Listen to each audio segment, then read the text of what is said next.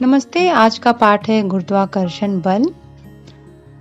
सुप्रसिद्ध कवित्री श्रीमती प्रभा माथुर द्वारा रचित यह कविता पृथ्वी के उस विशेष गुण की ओर इंगित कर रही है जिसके कारण हम सब उसकी ओर खींचते हैं, अर्थात गुरुत्वाकर्षण बल। तो आइए पढ़ते हैं यह कविता। मेरे घर की बगिया में था पेड़ सेब से लदा हुआ, हरी घास थी बिछी हुई, मैं खेल खेल कर थका हुआ। प्रभा माथुर इस बच्चे के माध्यम से ये कहना चाह रही हैं कि मेरे घर के बगीचे में एक पेड़ सेब से लदा हुआ था, यानी भरा हुआ था, और नीचे हरी हरी घास उगी हुई थी और मैं उसमें खेल खेल कर थक गया था। यह बच्चा अपने बारे में कह रहा है। आगे ये कह रही है कि पेड़ के नीचे मैं जा बैठा, हल्की सी झपकी आई, मंद हवा का झोंका आया, डाल पेड़ की लहराई। अब ये लड़का कह रहा है कि थकने के बाद मैं उस पेड़ के नीचे बैठ गया और मुझे हल्की सी नींद आ गई। उसी समय धीमी हवा का झोंका आया और पेड़ की जो डाल थी वो हल्की सी लहराई, यानी थोड़ी सी हिली।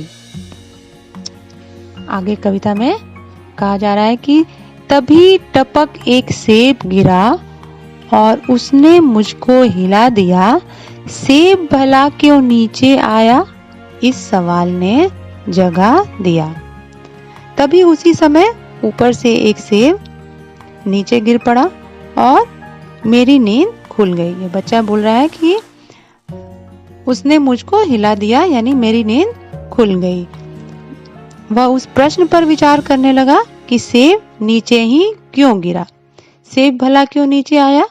इस पे विचार वह करने लगा कि सेब नीचे ही क्यों गिरा।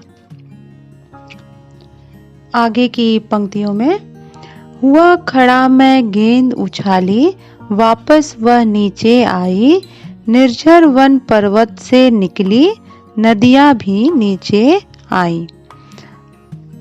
अब फिर उसने गेंद फेंकी, वह भी नीचे आई।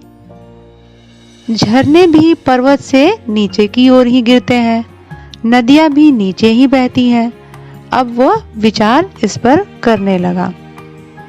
आगे की पंक्तियों में अपनी ओर खींचती सबको, पृथ्वी में है कोई बल, अंतरिक्ष में सब खो जाता, यदि न होता यह संबल।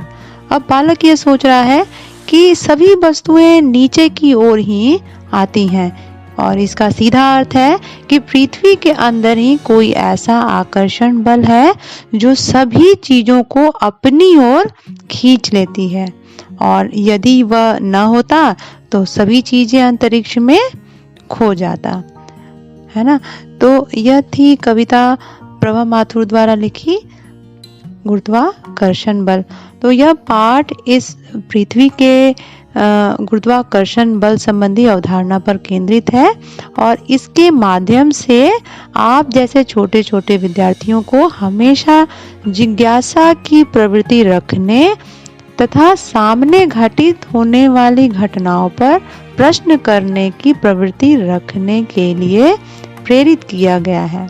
जिज्ञासा एवं हमेशा प्रश्न करने की प्रवृत्ति ही हमें ज्ञान की ओर ले जाती है और हमारे व्यक्तित्व का विकास होता है। धन्यवाद।